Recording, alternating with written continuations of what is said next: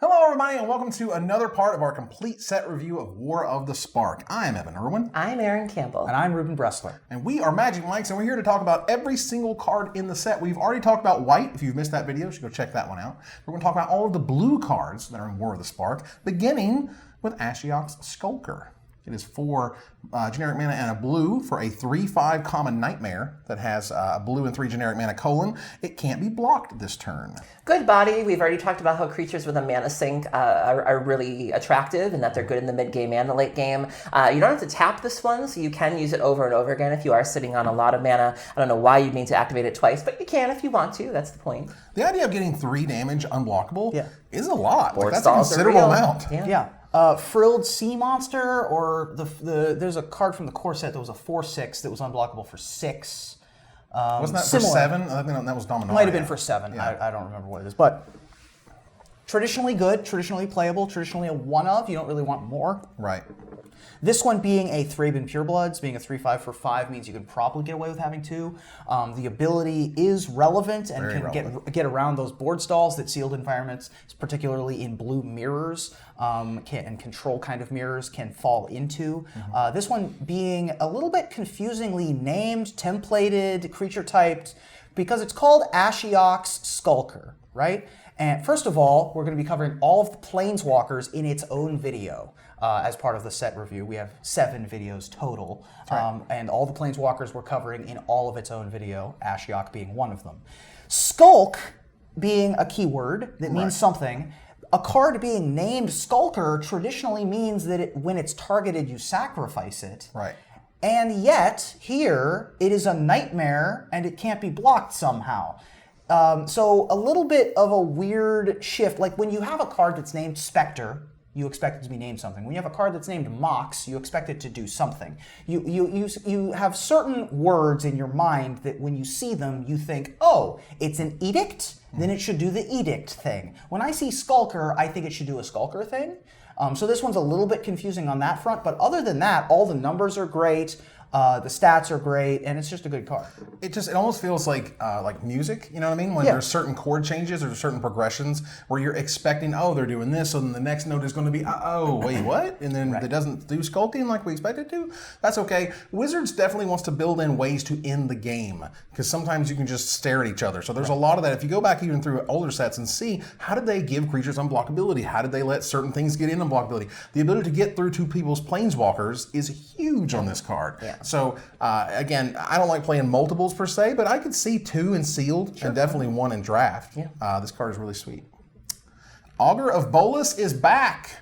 A blue and a generic mana for an uncommon 1/3 Merfolk Wizard. When it enters the battlefield, you look at the top 3 cards of your library. You may reveal an instant or sorcery card from among them and put it into your hand. You put the rest on the bottom of your library in any order. So this card is a little difficult to evaluate. It was obviously a powerhouse in Standard the last time it was around, but I think people are forgetting that the reason why it was a powerhouse is because you also had Restoration Angel, and you also had Sphinx's Revelation as your top end. Right. This is a very, very different metagame. This is a metagame where Fish, Merfolk, is a deck from time to time. I don't think it's going to act in the same capacity that it used to. I doubt it will be as strong. I think that you'll have to build your deck differently. Like, I think if you're planning on jamming it and expecting it to do things you did in the first Ravnica or the second Ravnica, you're out of luck. But I think if people can find the right shell for it, whether it be Grixis, whether it be Merfolk, I think it can do work. I just think you have to build around it correctly.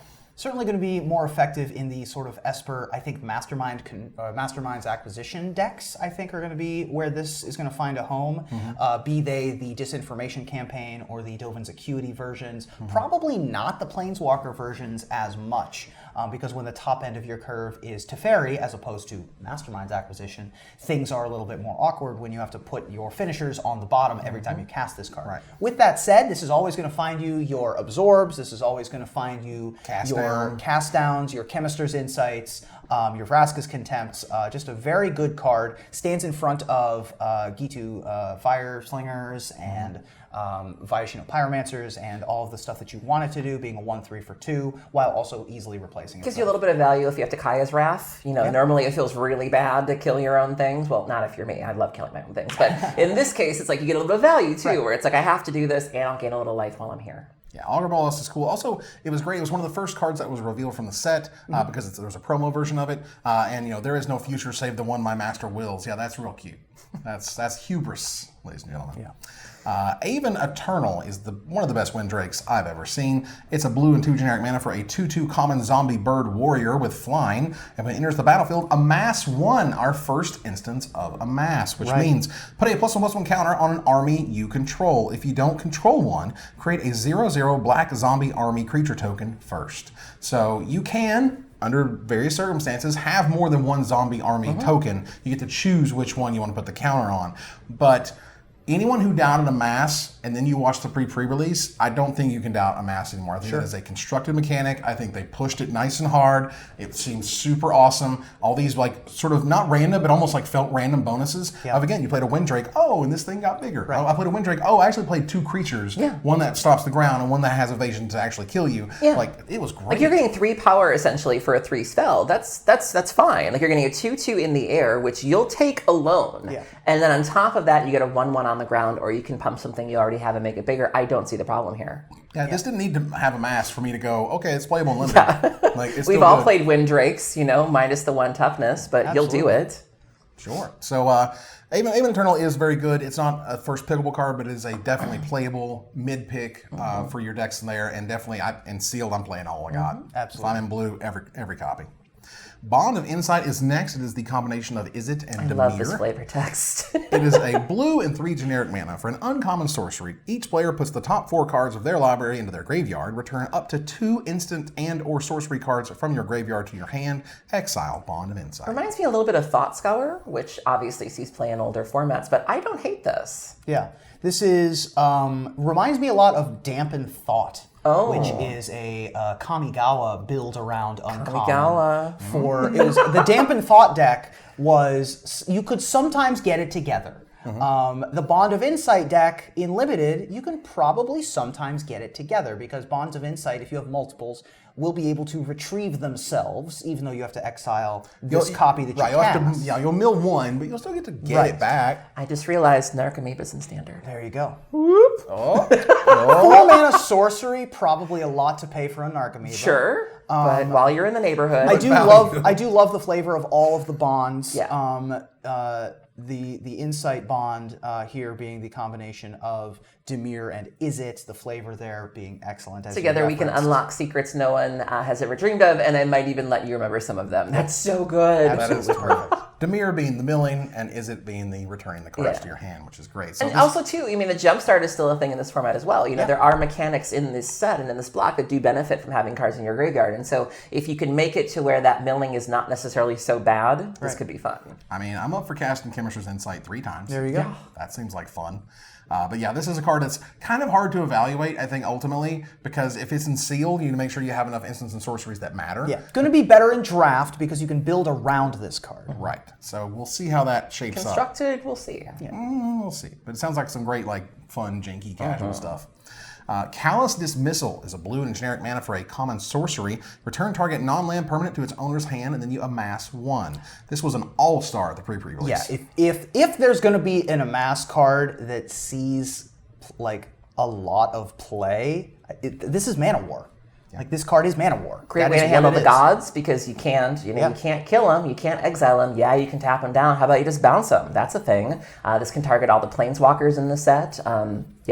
Just think of it as if it were a 2 mana 1/1 that bounced a non-land permanent your opponent controlled. Or your own things. We looked at the 2 in the blue Avon, the zombie bird warrior. Yeah. Do your 2/2, get your amass. Fine, I'll bounce my own thing. Right. Okay, do it again. Yep. And keep amassing together. Yeah, I'm fine with that. Right, or you bounce your planeswalkers back to your hand just to replay them because they only have negative. Your prison zone, if you got something better that needs to be imprisoned, you bounce your prison zone and target something else. Yeah. Right, this was a card that I think looked okay, but was amazing at the pre-release. Well, we've seen things like that. I think Blink of an Eye saw play in Standard. Sure. Sometimes you do, the stars do align where this is a regular card. Right, well they slowed it down. They didn't let you draw a card or whatever, but no, making your amass zombie token creature larger, bouncing whatever their best thing is, bouncing whatever your thing is that you want to play again, it slices and dices. Really impressive card. Isn't a card that you first pick Windmill Slam, but this is the card I want on my blue decks. Yeah. It's great. Commence the Endgame. One of my favorites. This is one of my top 5 cards in the set. I absolutely love this card. It's 2 blue, 4 generic mana for a rare instant. This spell can't be countered. draw 2 cards, then amass X, where X is the number of cards in your hand. This is constructed worthy. Awesome. Sure. This card is nuts. They used to make you remember, I can't remember what the draw spell was, the dragon one, that you had to have a dragon? Yeah, it was Ugins, draw 4, and reveal a dragon. It can't be countered if you reveal a dragon. If you controlled a dragon, you had to reveal a dragon. That was Dragon Master's prerogative, I think it was, yeah. And again, this one's just like, it just can't be counted. Right. It straight can't be counted. So it's going to happen no matter what. If you're in a control, you're playing a control deck, even against a control deck, end of your turn, I'm going to draw 2 cards and make it like a 7/7. This is extremely similar to, for example, Torrential Gear Hulk, removing whatever the scry 2, draw 2 instant was. It's very similar to that in that you do it at the end of the turn, you have a big creature, you draw a bunch of extra cards, and then you move on to your turn to be able to keep going. Definitely going to see playing constructed. Absolutely agree. At least as a 1-of, possibly as a 2-of, depending on the style of deck. It is exactly the kind of card you want because it can't be interacted with on the stack. And at instant speed, that means that it's just always going to resolve and you're always going to untap. This was one of the first pieces of art that we saw from War of the Spark, which led people to wonder, what is the thing on top of Bolus? What's going on here? What does this card do? Noah Bradley, this is an excellent piece. You have, Bolus shining in this sort of radiant glory. You have the Eternals all around. And Liliana, in front of the portal, just being so diminutive. Yeah. Somebody who's normally a very larger-than-life character. Liliana is somebody who dominates cards and art frames. And here she is never looking smaller. Like the symbolism of this. You have the Immortal Sun, above Bolus. I mean, this card is just a masterpiece. Yeah, Liliana Meek is not really a thing that you see until he commenced the Endgame. Like, I think the Amass deck is real, and this is an all-star in it. I also think that it's funny for me because we've been comparing War of the Spark so much with Avengers Endgame. And Avengers Endgame wasn't named Endgame until after this set was fully designed and named and off to the printers. So they had no way of knowing how similar these two events would be. And then for the set to come out the same weekend or weekend before. Yep. Yeah. Unbelievable. So there you go. Contentious Plan is next. It's a blue and a generic mana for a common sorcery that proliferates, then you draw a card. Yeah, card's really, very good. Very good. Proliferate again, and just cycling itself is perfectly reasonable. This centering around the convoluted plan that Niv Mizzet had to rebirth himself after his untimely demise and become the Niv Mizzet Reborn that we'll cover later, and hoping that Jace, Vraska, and Ral would figure out how to do it with all of these really ridiculous ideas and plans that he had put together. Luckily, they figured it out.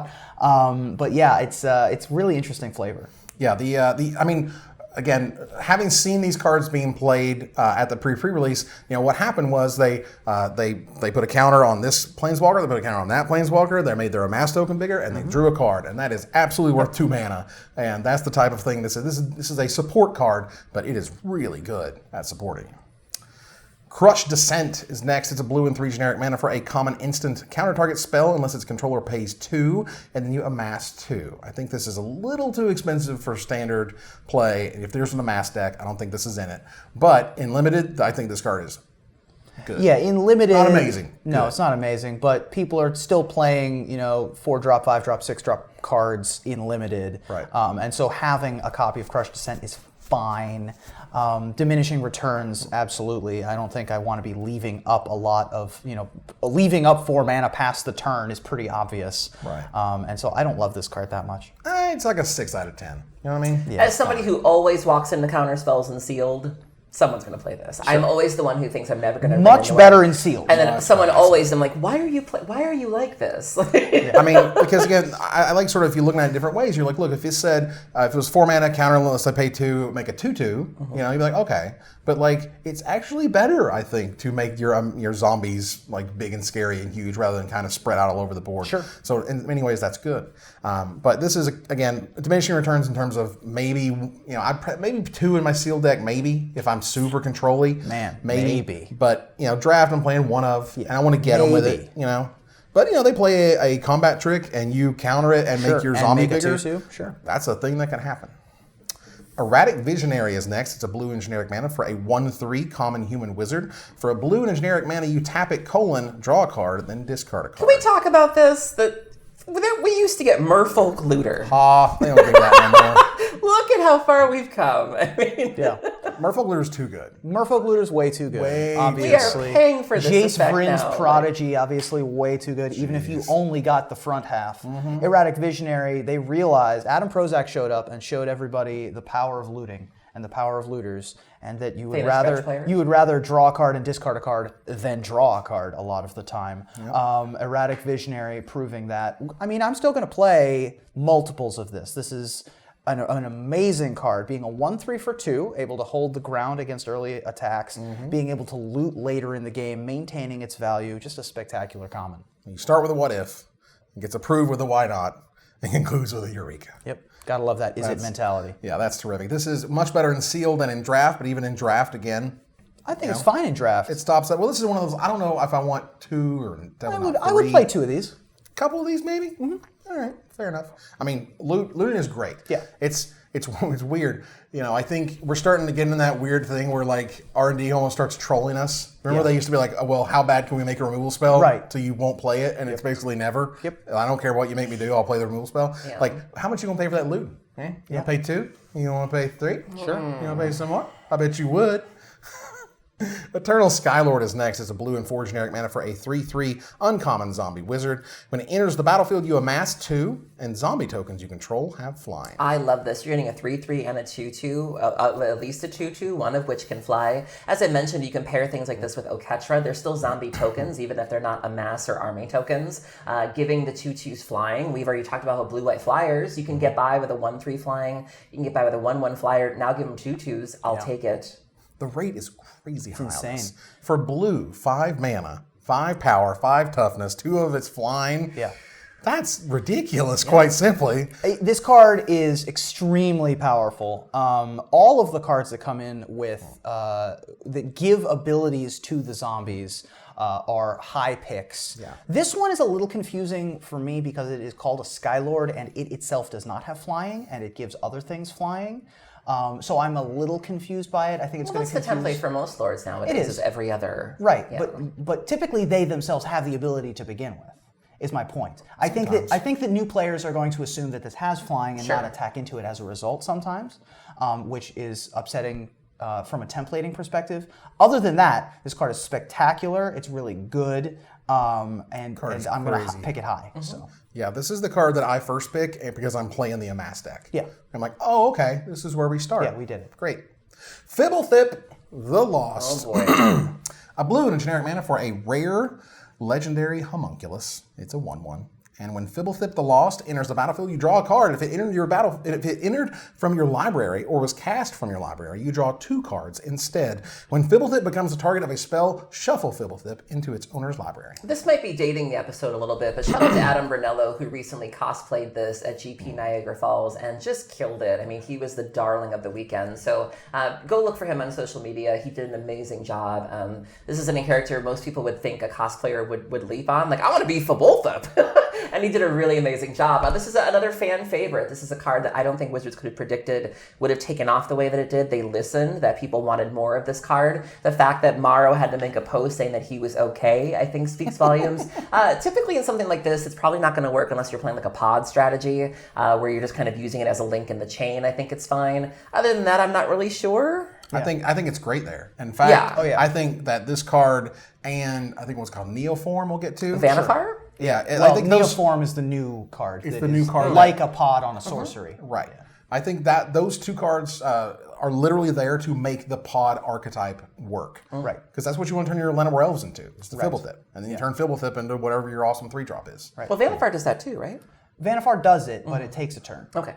Right. So it's going to take a little bit. But Neoform is just like, boop, let's go get it. And not only would you go get it and draw 2 cards, it would also have a +1/+1 counter on it, which is terrific. But again, we'll get there. Also works with things that are future sight-like effects. Bolus's Citadel in this set, for example, which we'll get to later. Don't you worry. Yeah. But yeah, I mean, Fibblethip is an insanely powerful card. I think that any creature that it's an Elvish Visionary at worst, which is saying something. Right. The blue Elvish Visionary is what I've heard this being called. And I think people put it that way to kind of give you a frame of reference of like, remember Elvish Visionary was on my top 2 converted mana cost creatures of all time because that card is insane. Yeah. This is a 2-mana card in blue that draws a card. That's important. You can draw 2 cards if you do something clever, which blue does all the time. Absolutely. So it should be really, really sweet. Finale of Revelation is 2 blue and X. It's a mythic sorcery. You draw X cards, and if X gonna give it to you, instead shuffle your library, or shuffle your graveyard into your library, draw X cards, untap up to 5 lands, and you have no maximum hand size for the rest of the game. Exile Finale of Revelation. I don't see this in the play in world? Standard. Yeah, I mean, it's close, right? Because it's Brain Geyser Right. or Mind Spring, which has seen play and then doesn't see play. It's a coin flip whether X blue draw X cards sees play. It's very rare, if ever, that X is going to be more than 10. I think that mostly that's flavor text, is the if X is more than 10 on this cycle of finales. Right. For limited and constructed, I mean, anything that isn't like Commander, I think it's just flavor text. Right. So you're going to play this in your limited decks, especially sealed. But even if you're drafting a more controlling strategy, being able to draw 4 cards for 6 mana, is going to be plenty to put you ahead. It is. You're right. It is questionable whether this sees constructed play. Yeah, I think it might be just a little too slow, per se, in terms of its sorcery speed. I think that the other ability is just kind of silly for actual factual constructed, unless there's just some insane mana ramp deck that we're going to get, and then that sounds kind of scary. You know who I wonder if they want this?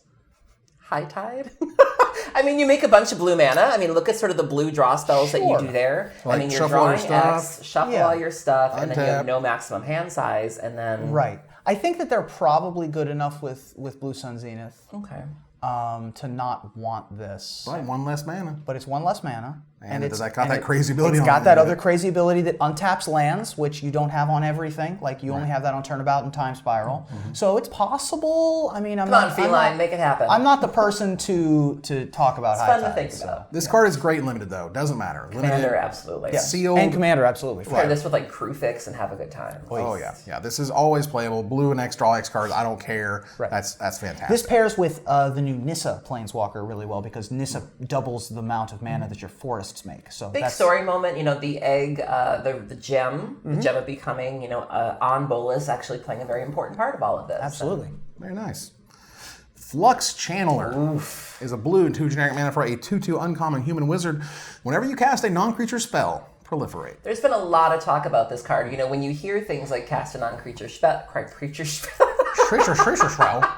when you hear non-casting, why is this so hard? Oh my goodness. When you hear a non-creature spell, you think of older formats where you're playing a lot of cantrips and a lot of other utility spells. And if you're playing any sort of planeswalker, like some of the epic planeswalkers you see in older formats, this card you can really get out of hand with, just being able to proliferate things like your Jace the Mind Sculptor, or like your Teferi, which is seeing play in Legacy and Vintage. I mean, there's a lot of fun to be had here. Even just your baby Jace, just doing Jace Rin's Prodigy in this. You're casting your Moxen, you're casting your Mana Rocks, you're casting your Probes, your Force of Wills. Everything you're already doing is proliferating. That is wild. Yeah, it's pretty sweet. This is, and there's a weird timing thing on this. If you play a Planeswalker, the proliferate happens, and then the Planeswalker enters the battlefield. You don't get an extra loyalty on your Planeswalkers that you cast with this being on the battlefield. But that doesn't matter that much, because you're getting so much value. Again, proliferate before, which is make this Planeswalker bigger, and this zombie token bigger. That's huge, and this creature is going to have a giant target on it as a result. Yeah. God Eternal Kefnet, one of my favorite cards in the whole set. 2 blue, 2 generic mana for a 4/5 mythic legendary zombie god. Which by itself is fine. 4 mana, 4/5 flyer is already fine. Okay, that said, what does it do? Well, you may reveal the first card you draw each turn as you draw it. Remember, each turn. Whenever you reveal an instant or sorcery card this way, copy that card and you may cast the copy. That copy costs 2 generic mana less to cast. A little confusing. When it dies or is put into exile from the battlefield, you may put it into its owner's library 3rd from the top. It's a little weird that they're like, all right, we're going to copy the card. You may cast it, and there's a discount. So now we have this stupid miracle reveal moment again. Yay. Which I hate. I love.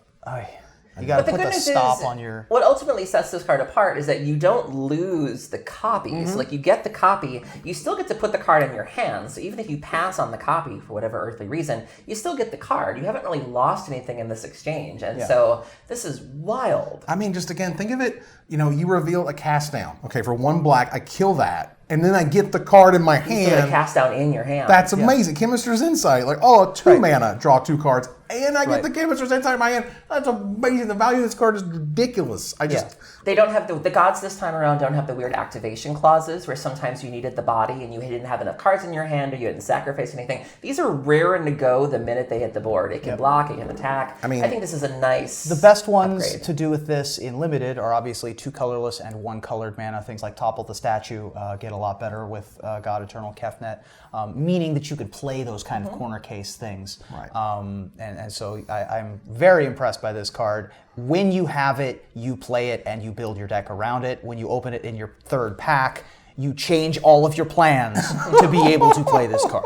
The rate is amazing. You're often not running enough or a high enough density of instants and sorceries in your limited deck to always necessarily care about this, It makes this like, it's going to be insane because I can do what? Well, you're running a lot more creatures, and that's limited. But that's fine because the rate is nuts. The ability, I think, is definitely constructed worthy and is supposed to be constructed, but the rate is insane. So, like, it's a mythic. It's ridiculous. You play it. I love it. Jace's Triumph is next. It's a blue and 2 generic mana for an uncommon sorcery where you draw 2 cards, and if you control a Jace Planeswalker, you draw 3 instead. Best divination ever? Oof. I mean, if you're playing blue, you're probably playing Jace. I mean, so if you look at older formats, 3 mana for 3 cards. It's fine, but not Secrets of the sorcery Golden speed. City. Sure. Right. I feel like this is one I want to... I'm inclined to say it's not very good, but this is a card I could see sneaking up on me in many formats. It's just like, I think constructed, I think limited, it's divination. You're going to play every divination that you have. Right. You're just very unlikely to have Jace limited with your Jace's Triumph. Right. If you did, congrats. Congratulations, you did it. Much more relevant to me, of course, is the Triumph cycle in general. Each character getting their moment of realizing exactly how they can pinpoint things. Jace realizing a weak point in Bolus's plan, Gideon's Triumph, Liliana's Triumph, the whole cycle. finding out different things about themselves. The whole point of the Triumph is that they would normally tackle a problem one way, but realizing that there was a whole other way to do it, and that feels great. That's awesome. But ultimately this is very highly pickable in terms of it being divination. Divination's always playable. I don't think that extra line of text matters in sealed or draft, but that's okay. Right. And if it ever does, then you won the lottery. Menas Transmutation. Hashtag Transmutation Mafia. Heyo. Is a blue and generic mana common enchantment aura. Enchant creature. Enchanted creature loses all abilities and has base power and toughness 1/1. Now notice, this doesn't stop the army at all. Stops the gods, though. Does stop the gods. Ooh. Yes. This is highly, highly playable.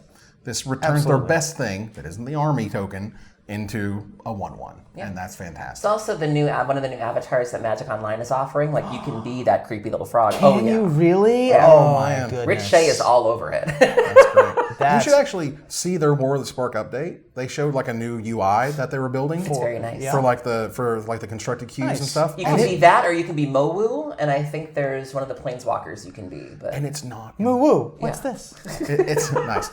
And it's not embarrassing. Mowu Breast. That's awesome. Like very nice. It's weird. We're praising Magic Online for not being embarrassing. But Hey, come on, Magic now. on when Bar's they low. do stuff right, it's great. It is As great. for this card, great. this effect is they don't print this all the time for blue. This is a Lignify Darksteel Mutation. We had a frog version, I think it was Origins, that did like Turn a to Frog? 1/1 frog. Yeah. Yeah, but that's a once turn. That you've had Snake Form, you have Turn to Frog, but it being permanent is way different.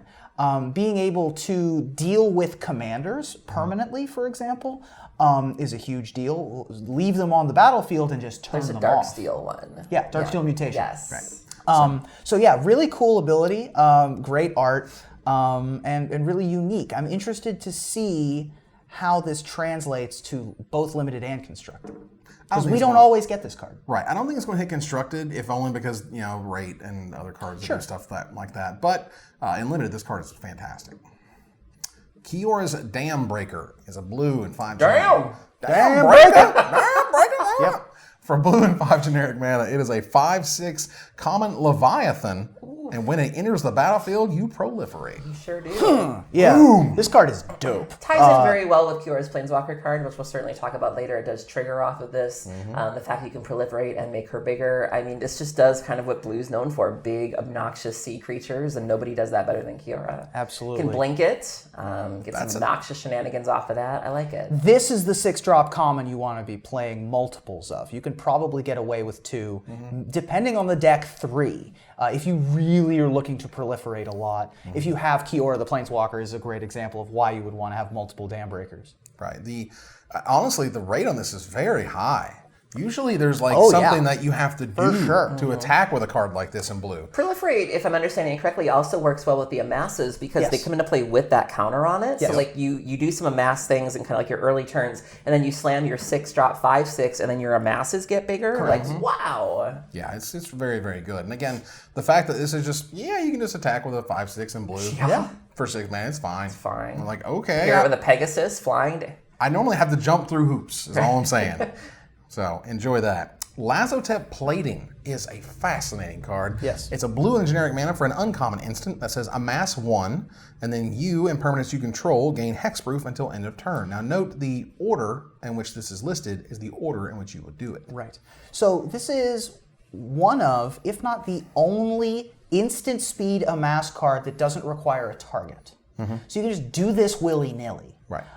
Which is really interesting. You don't need to counter a spell unless they pay 2, for example. And so you can just flash mid-combat. This, I think, is really interesting because a lot of the time you would wait for blockers to be declared and then they'd cast a burn spell to be able to get trample damage through or finish off something, and then you Lazotep Plating, not only countering the spell effectively, but also plussing your zombie or getting another body. Really interesting card. No wonder to me that it's an uncommon in that case because of how it feels like a common when I first read it and saw it, but because of all of those things together, it definitely needs to be an uncommon. I've been really impressed with the look of the Lazotep in this set. There are so many cards in this set with Lazotep on them, and it looks so real. Yeah. I feel like in Hour it was still kind of cartoony. Like I didn't quite feel the fear behind it, or it was like, I was like, oh, it's cute. But there are so many cards, and even the one with Teo, the one where Teo's being pinned down, look at how lifelike that is. Like you almost feel like this is a real thing that you could feel and see, and then kudos to the direction on that, because it's very, very lifelike. It doesn't look cartoony or silly at all. The mono blue deck, the people who play mono blue are talking about running this instead of dive down. Oh! Because this affects all of their creatures, not just one of their creatures. It gives them another body if you need to attack or block. It's also one of the only ways, apart from Gideon's Sacrifice in this set, to stop Banefire. This counters a Banefire, and it's really difficult to do that. That's interesting. Yeah. So burn spell at your face, Lazotep Plating, no thank you, and I get a 1/1. So I think that's really cool, particularly against the red deck. Yeah. So there's a lot of upsides for 1 more mana that isn't dive down, but is not replacing dive down. The mana's too good. The mana is an entire extra turn. I would ask Autumn Burchett. Ooh. I would trust their opinion. I agree with that, but I think that the upside of, it's a whole extra turn. Yeah, but there's a lot of benefits to... Sure. You could play both. Yeah. Por que no los dos? That's right. That said, I think this card is fantastic and limited. For sure. You're not going to first pick it. Don't first pick it. No, but I would still not be unhappy with multiples, though. I want multiples. I want them early rather than late, and that would be terrific for me. Naga Eternal is a blue and 2 generic mana for a 3/2 common zombie Naga. Really interesting that they gave blue Warpath Ghoul. Yeah. Because it took them so long to give black Warpath Ghoul. It took them to like core set M11 or something to give black a vanilla 3/2 for 3 with no drawback. Then they started giving it to green. They finally gave it to red, and they gave it to white first, then they gave it to red. And now blue, the color that has no creatures and is bad at creatures, has a Warpath Ghoul. It just shows how far we've come. Yeah. Oh yeah. Yeah, that's just kind of, this isn't very exciting in any regards, but it's like, the theory behind the color advancing and creatures getting better, I think, is what this card speaks to.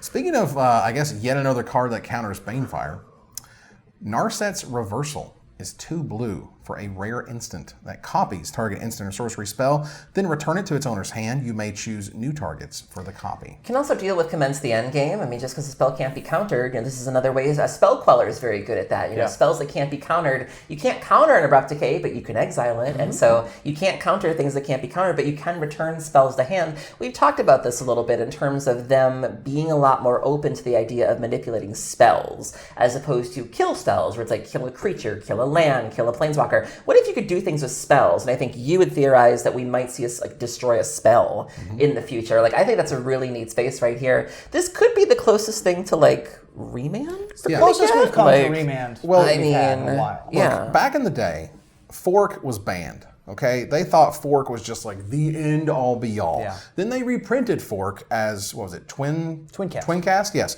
Twincast, and people lost their minds. They're like, oh my god, this is going to change everything. Blah blah blah. The card was terrible. And then we got double cast at Uncommon. Yes, and then we got like Fork has just been such a meh ability. They're finally like, okay, what if we tagged it on Remand? And you're like, oh, yeah, that seems amazing, guys. That seems incredible. If I'm understanding this correctly, couldn't you also do it to yourself? So Yes. like you get that spell, but you still get to keep the card. Correct. So you can do it to your own spells. For example, if you brain freeze your opponent for 10, you can return the original copy to your hand, then cast that again. Ooh. Do the old remand trick on your own storm spell kind of thing. Narset's reversal is real. Right, or if you want to just cast a bolt, return your bolt to your hand and copy it, and then get another copy. It's sort of like a snapcaster on the stack in that case. Right. Oh, cast down. Wait. Copy the cast down. Seems Kill fine. that. Keep the cast down. Yeah, I'm lots of excited to see utility. if that makes any waves. Really, it's similar to Wild Ricochet, but for half the cost. Yeah, this is one of those that in that mirror, when you're going to be in the Esper or the Grixis mirror or whatever, and they play Commence the Endgame, and you're like, that's adorable. Boop. Yep. It's like, I'm not countering it, guys, just returning it to your hand. Yep. That's totally different. No Escape is up next. It's a blue and 2 generic mana for a common instant. Counter target creature or planeswalker spell. If that spell is countered this way, exile it instead of putting it into its owner's graveyard, and you scry 1. This is a hell of a card. That's pretty good. This is the counterspell you want in Limited, possibly multiples. The Scry 1 on the end is just gravy. Being able to target creatures or planeswalkers is huge. Being 1 blue mana is huge. I love this card. Gods, yeah. Oh, yeah. Yeah, this takes care of a lot of things. It exiles whatever it's countering, which is important, so they can't get it back with any shenanigans. Scrying 1 worth about a third of a card. Third of a card, half a card. Something like that. So there's a lot of, I love seeing how they take certain abilities and they take certain cards, and there was Repulse or whatever. Yep. Then you have Remove Soul, and they kind of meld them together, but you don't want to give them draw a card. It's just too much, so you just give them Scry 1, which is just enough, and that kind of really that dance of modern Magic design is really fascinating to me. Ultimately, again, this is a terrific card in Limited. Way better in Sealed because they're always going to run Smash into it. In Draft, they're going to have mana curves and stuff that might get interrupted with stuff like this, but still, this is terrific. Relentless Advance is a blue and 3 generic mana for a common sorcery that just says, amass 3. Really, again, they gave Blue Hill Giant. Yeah. I was going to say, to me, this, and I'm certainly no expert at Sealed or anything, but I'm like, 4 mana for a 3/3 token? No, it's a lot. No, it's good. It's fine. It's very not. What am I missing? It's fine. Because they build up. It just gets to make that one thing so much bigger. So when you amassed 1 because you did the plating or whatever, now 4 mana made you a 4/4. Not a 1, not a 3/3 anymore. It's making that one thing get bigger, bigger, bigger, and then you proliferate, so you make those bigger. So this is doing sort of what you want to do in terms of the mechanics. It is a lot of work. A lot of work. Okay. By itself, it's a hill giant, Yeah. which you're never first picking. By the way, don't first pick this. Don't play a lot of this. Let's sit down. I mean, it's fine if this is your 4-drop and you have a bunch of them, but it's not great. If you go advance on turn 4, untap, advance on turn 5, now you're attacking with a 6/6. Like, that's okay. I think that's great. great. It's also blue, which means that if you have Bond of Insight, for example, and you can return them to your hand, right. Then you get rebuys, you get second bites at the apple on your advance. I think this card's fine. I would not be unhappy with multiples if I'm playing the amass deck. Right. If I have ways to abuse the advance in some way. But it's a hill giant. Hill giants are serviceable and they're fine. Right. I don't think this is going to hit constructed. No. But I think in Limited, when you're drafting the amass deck, when you're playing the amass cards in Sealed, this is going to be an all-star. This thing's got a huge amass. Wow.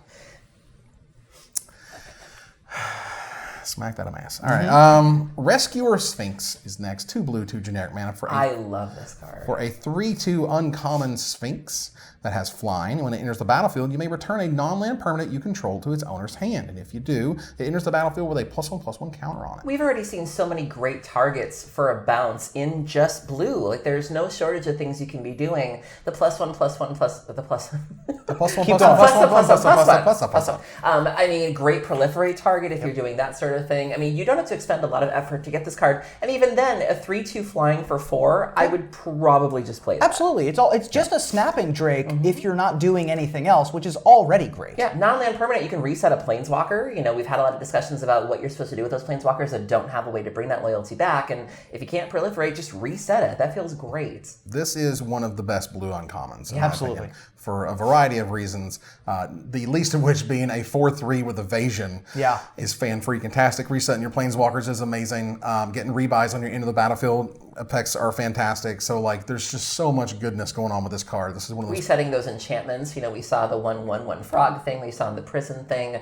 Finding better targets. That's a great thing, too. Just no shortage of targets. Another redhead as well. Nice. Whoop, whoop. If you see this, like, 3rd or 4th pick, like, you just go into blue. Yes. Because clearly they're not paying attention. Yeah. Because that card's fantastic. We have a Submarine in Magic. What the hell? That doesn't have island lock? In a silent submarine. A silent submersible. A silent submersible. Now you know that Smuggler's Copter affect you can. This is the card. This is the kind of card that Wizards makes when they've been burned before. We talked a lot about how for years the blue spells have not been good and the wipes had not been good. We got End Hostilities. We got Ugin's Insight, and only now has Wizards kind of started peeking out a little bit from that little meerkat, you know, hole they were in, and now we're starting to get good board wipes and good draw spells. This is a card where I feel like Smuggler's Copter happened, and they were like, we gotta pull it back, and this is what we got. Yeah, this is where the costs are now colored. So Silent Submersible, again, it's weird to have submarines in Magic. It's 2 blue for a 2/3 rare artifact vehicle. When it deals combat damage to a player or planeswalker, draw a card, and you crew it with 2 rather than 1, as you did on Smuggler's Copter. So I like that they made, first of all, the face of the submarine is like Dimir motif, which I think is adorable. That's pretty cute, actually. It is a silent submarine, so that groks, I guess. The fact that there are oceans on Ravnica, there are lakes, there are rivers, there are deep places that you need to dig into to search for things makes sense. The fact that technology is at a place on Ravnica that you can have submarines, and we've reached, I don't know, this is probably 1900s level, you know, submarines. I'm okay with, you know, 20,000 Leagues Under the Sea kind of It reminds me of the submarines. Parasite from the Faculty. Sure. That's a reference like 4 of you will get. I got it. Goodness, yeah, that's old school. That's a good movie. It just feels like it's missing something. Like, I just look at it and I'm It like... definitely feels like the text box with... You put this next to the text box for Smuggler's Copter, and you're like, the crew should be 2 on Smuggler's Copter and should be 1 here. Yeah, it just looks very It should safe. loot here, it should loot here, and Smuggler's Copter should draw a card. If it dealt damage to a player or planeswalker, instead of when you attacked. Yes. Like, there's a bunch of weird, There's a bunch of weird stuff that rare. you can tell that this was powered down because of Copter. Right. Which is unfortunate. Because I actually think that this is a fine card. It's not great. It's going to be good and limited. Yeah. I don't think it's going to hit constructed for all of the reasons we just explained. They just powered it down too many times in too many different ways. We just have to wait for Devotion to come back with that double blue. Ooh. Yeah, and then maybe this will matter a lot more. Right. Sky Theater Strix is a blue and a generic mana for a 1/2 common bird with flying, and whenever you cast a non-creature spell, it gets +1/+0 until end of turn. There's that catch again, non-creature spell. You know, you mentioned Relentless Assault. Well, if it was a creature, probably wouldn't have the same impact. But if you want to play that, give your Strix 1/0 and get a Hill Giant out of the deal, that's fine. Right. I'm always suspicious of cards that have that because it's so easy to break. Oh, yeah. Yeah. The Kiln Fiend Kiln kind Fiend? of pump effect. Fire Emblem, the 1/3 Fire Urchin. That was the 1/3. Very similar here. The Sky Theater, of course, being referenced in the Feather cards, being the battlefield in the sky that had occurred. The Strix is across Magic, but particularly in this set being magical owls. that are super cute and adorable and also kind of terrifying. You played this in sealed, even by itself. Oh, absolutely. Yeah. You would play this in limited period because this is one of the cards that goes in the amass deck. The things that all make all the amass effects happen. Well, they'll pump this. I saw this in the pre-release doing great work, which was, it swung in for 1 a lot, but it also swung in for 2 a lot. Right. I'll make my guy bigger, get you in with evasion. Like that stuff adds up. This isn't as bad as it looks. I loved playing a Mass Effect 3. It was really good. Wow, it was a good game. Oh, wow. You need to back that amass up, okay? Jeez. Spark Double is here. Spark Double is a blue and 3 generic mana for a 0/0 rare illusion. You may have it enter the battlefield as a copy of a creature or planeswalker you control, except it enters with an additional +1/+1 counter on it if it's a creature. It enters with an additional loyalty counter on it if it's a planeswalker, and it isn't legendary if that permanent is legendary. This is the best freaking clone I've ever seen. It isn't legendary if that permanent is legendary. Right, so you can have 2 Faeries out. You can have 2 Faeries. You can copy, and you can Warlord copy Radas or whatever. But you can also, it's not just that. It also copies its current loyalty, right? No, but it enters with an additional loyalty counter on it. Oh, so if your Teferi has been in play for a couple of turns and has 7 counters on it, and you play this, it doesn't get 8. It only gets the starting +1. It gets the starting loyalty. Yes. Are you sure? Yes. It enters with an additional loyalty counter on it if it's a planeswalker. Right, but if my planeswalker has more loyalty than it entered with, it doesn't say. Well, when you copy the card, you're copying all of the abilities, all the things on the card, including its starting Sure. loyalty. Okay. And so its current loyalty isn't on the card. You're copying the card. Got it. So either way, doesn't matter. Still doesn't matter. It's Still a amazing. Terrific card. Now, you're only able to copy a creature or planeswalker you control, and sometimes that's limiting, but it doesn't matter because the benefits are insane. Oh, yeah. Like, this is my best planeswalker. Oop, got another copy. Now it's got more loyalty. Another card you can blink if better targets come along. Right. Absolutely. Yeah, so mirror image all grown up. I think this is just like, this might be constructed playable. I agree. Because it's really close. It's right there. There's probably a 3-mana planeswalker that you can spark double, and it's completely busted when you have 2 of them in play. I don't know what it is yet. It might be Keyor. Keyor's pretty good on tapping permanents. Untapping a bunch of permanents, yeah. Right. It might be Keyor. Right. I think Teo certainly being able to protect themselves. I'm sure there's something that is completely busted with Spark Double. So if you cast Spark Double on a Teo, do you get a Teo? Yes. Teo. You get 2? Me say Te. Okay. Me say Te. Me say Teo. All right, we're moving on. That card's great. Spark Double come and we wanna go home. Te. Me say Te. Me say Te. Me say Teo. Spark Double come and they wanna go home. Spellkeeper Weird is a blue and 2 generic mana for a 1/4 common weird. 2 generic mana, tap, sacrifice to return target instant or sorcery card from your graveyard to your hand. So weird. Indeed. I was going to say that, even if this weren't a weird, because this doesn't feel like a weird It doesn't, to me. no. It should be an illusion Right. Yeah. or something like the word weird has sort of shifted in meaning on Ravnica to a place that I'm not particularly... Weird shifted? Yeah, weird shifted. But it has changed to a place that I am not exactly sure what they mean by it. Now, isn't this, you being the D&D master, isn't this closer to what D&D's version of weirds are? Just sort of being elemental kind of avatars? Sort of, yeah. So weirds are artificial avatars. They are created specifically. Okay. Whereas this feels more like an accident or a naturally occurring phenomena. Also, the art has I thought this was like a mistake. I thought that this was like a Photoshop. buddies. No, I get it. Like that's the other weird. That's Yeah. the red weird. Right. But in this context of this art with the blue frame, the blue background, the blue weird, the little orange guy in the corner was a little jarring for me. Sure. Yeah. Ultimately, this is the one of the amass deck cards. You want this in your amass decks. It holds down the ground. You're playing your amass spells, and then finally you tap. You block This something. lets you back that amass up. That's right. There we go. So the spellkeeper. Use a fine looking weird. Use a big fine weird once you back that mass up. Wow. Okay. Well, that happened. That's the magic right here. That's the magic. Because X gonna give it to you. Damn right it is. All right. Stealth Mission is a blue and 2 generic mana for a common sorcery. You put 2+1/+1 counters on target creature you control. That creature can't be blocked this turn. I actually heard the R&D was just like they always want at least one copy in their blue decks. This card is amazing. It's either to kill somebody, it's to get their best planeswalker, it's to get those final few points in, it's to get your creature big enough that it can't be, that you can block when they come in the next turn. Yeah. Like all the good things with this card. Really good card. This is riding the Dailu horse, but in blue. This is I do not have a hard time believing that this is the right. You're riding the Dailu horse while you're backing the Amass up. You understand what I'm saying? All right. This card's great. I participated in the Stealth Mission a time or two. Wow. To back the Amass. All right. We're not even that far into the set review, and we've already lost it. When you're trans, every day is a Stealth Mission. Just saying. Wow. Fair enough. Sips tea. Moving on. Tamiyo's Epiphany. Tamiyo's Epiphany is a functional reprint of 4C. Tamiyo? Tamiyo. Tamiyo? Tamiyo? Tamayo? Tamiyo. Is it Tamiyo Tamayo? Okay. Tamiyo. Tamiyo. Me say Tamiyo. Me say Tamayo. You say Tamiyo. I say Tamayo. Tamiyo? I say Tamiyo. Tamiyo.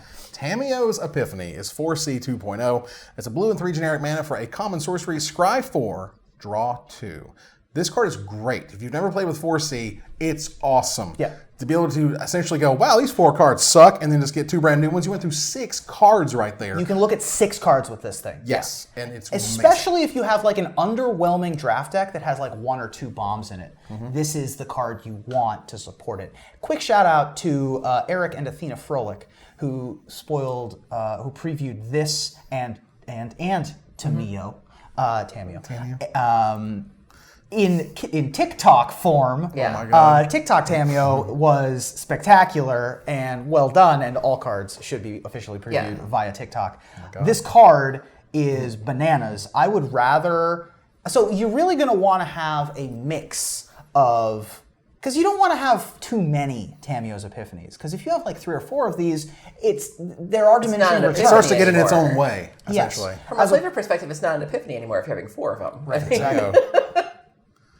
Well, there you go. But yeah, All really I'm good saying card. is you don't want too many of them, but like 2 is just... And 4C was borderline constructed playable. It was constructed playable, I think, for a little while. I think that we are at a point where we aren't constructed playable with Tamiyo's Epiphany, sacrificing the instant speed of Chemist's Insight for Scry 4 is probably not there.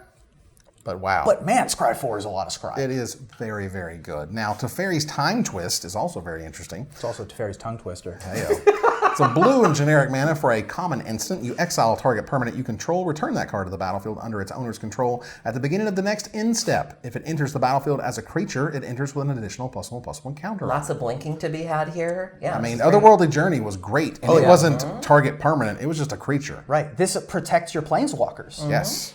Which is huge. Getting to have some Teferi action here in the storyline finally. Yeah. This card's amazing. Otherworldly Journey, as you mentioned, Long Road Home saw a little bit of constructed play as well.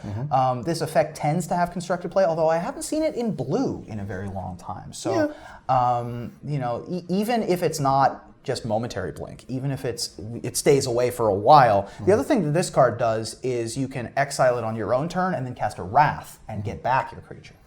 Oh yeah, the idea that, again, you're in that scenario where they're like all in on your Teferi, and you're like, okay, time twist it, and they're like, I wasted my whole combat step. Right. That's the perfect. The other thing I'm interested in with Teferi's Time Twist is cards that have Evolve and have effects when they evolve. So Benthic Biomancer, for example, looting when it comes back with its Teferi, or Growth Chamber Guardian, for example, is another one. Is it going to? I don't think that's going to trigger because it enters with the counter on it. So when I do it with Riot, it triggers, for example. Oh, okay. So well, in that case, yeah. I've been playing a Domri Chaosbringer deck, or a deck that has Domri Chaosbringer and Growth Chamber Guardian in them. Oh, okay. And well, they if it trigger. triggers, then this so triggers. I think that this will as well. Yeah, that's fantastic. Even better at that point. There you go. Thunder Drake is next. You have the Thunder for a blue and 3 generic mana. It is Lightning and the thunder.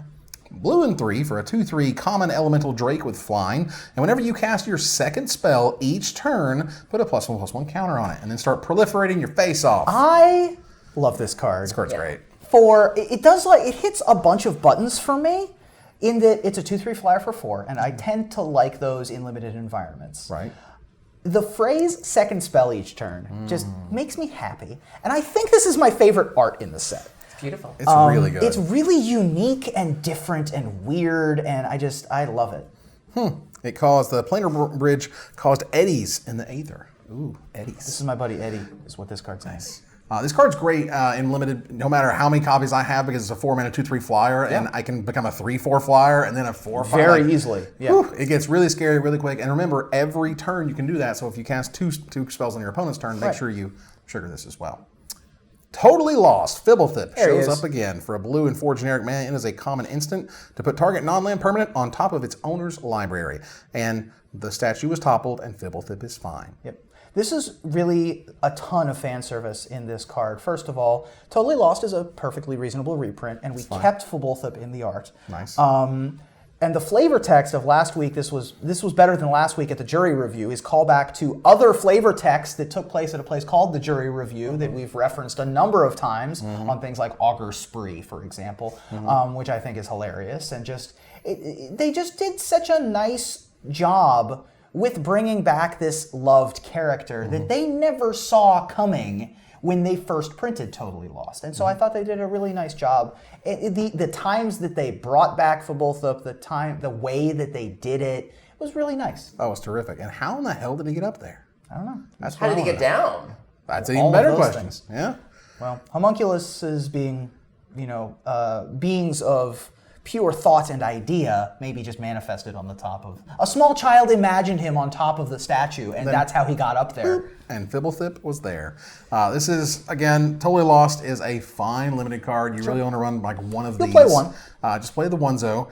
Even in sealed, I don't like playing 2 of this. Just the one is fine. But it's a great trick when you get to fire off the right way. And it's also a way to get rid of your opponent's zombie army, for example, which is very good. Can be used proactively or defensively on your stuff, offensively on their stuff. Or There's a lot of play to this card, but it's not that powerful. Wall of Runes is next. It is our final blue card. For 1 blue, it's a 0/4 common wall with Defender. When it enters the battlefield, you scry 1. This card's good. This card's really good. This card's very good. Because Arcades exists, by the way. Yeah, well, first of all, Arcades exists, so shout out to R&D for giving me a new Arcades toy. Absolutely. The flavor on this card is so funny to me that we have these super powerful, unstoppable zombie army, except for that they can be stopped by bureaucracy and a wall of text, which is literally the phrase "a wall of text" on the card. Literally a wall of text. So funny. I would not be surprised if this popped up in sideboards and constructed. It's as cheap as you can make it. It's as cheap as you can make it. Again, scry 1.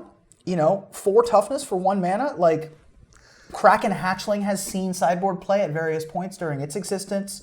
We've seen Steel Wall see play at various points during its existence. I think there was even a barrier a while back. It was like either barrier or it was just an obnoxious wall. Razor wall or something, a razor barrier. Yeah, it was just a big blue wall from one of the core sets of the Origins that you'd sideboard into too if you just needed a breather. Right, and Wall of Runes is going to be able to stand in front of all of these 2/2 red haste creatures, these Ajani's Pride Mates for a little while at the very least, pumped up Sky Marcher aspirants early in the game. I think this is a perfectly reasonable card. I think Wizards, I think someone was just like, please let me call it Wall of Text.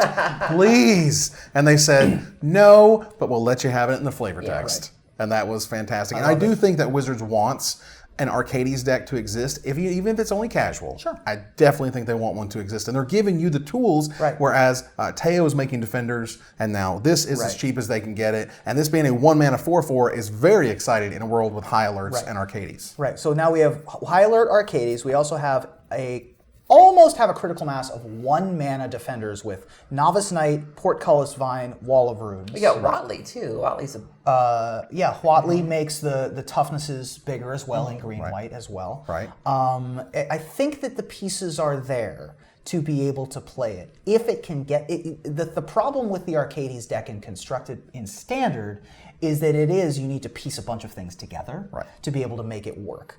But the pieces are there. And they've given you a lot of them. I think Wizards has been like, okay, let's keep going. This is a 1-mana wall that scries, which is great. It's a 1-mana 4/4 in that deck. To me, that strikes me as like a late summer card. You know, when you have that 3 months when Standard Yes. has that peak number of sets out, it's like, all right, you crazy kids, you can have 3 months of this and then we're taking your toys away. That's when I think that deck's going to come out. I agree. Exactly, and I'm happy to see it. I'm excited. That said, again, that was our final blue card of the set. We are here to talk about all of them, and we will do so. We're going to start with our black cards next. We hope you join us for that, along with our colorless and lands, and then finally our gold cards, and then the planeswalkers will be so very, very exciting. But that said, I am Evan Irwin. I'm Aaron Campbell. Teo. I'm Ruben Bressler. That's right. We are the Magic Mics, and we're talking about every single card. Thank you to our Kickstarter backers and supporters, and we will see you here in just a few minutes for the black cards.